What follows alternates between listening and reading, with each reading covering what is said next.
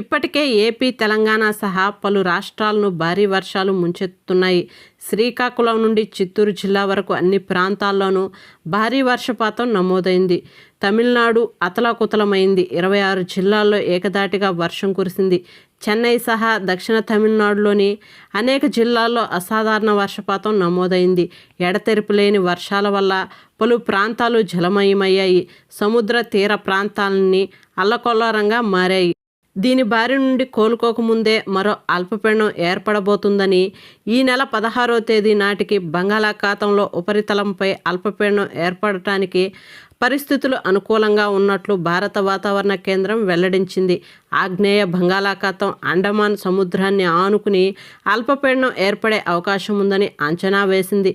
నైరుతి బంగాళాఖాతం ఈశాన్య శ్రీలంక, తమిళనాడు తీరానికి ఆనుకుని ఉన్న ఈ ప్రాంతాల్లో అప్పర్ ట్రోపోస్ఫిరిక్ వరకు ఇది విస్తరించి ఉందని పేర్కొంది.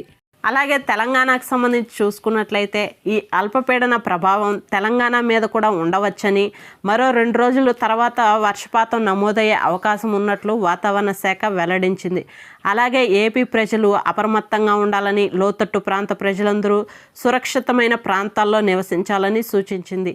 సముద్ర వేటకు వెళ్ళకూడదని హెచ్చరించారు. ఓకే ఫ్రెండ్స్, చూసారు కదా 2 తెలుగు రాష్ట్రాలకు సంబంధించిన వెదర్ అప్డేట్. వీడియో నచ్చితే లైక్ చేయండి, మన ఛానల్ని సబ్స్క్రైబ్ చేసుకోండి. Thank you.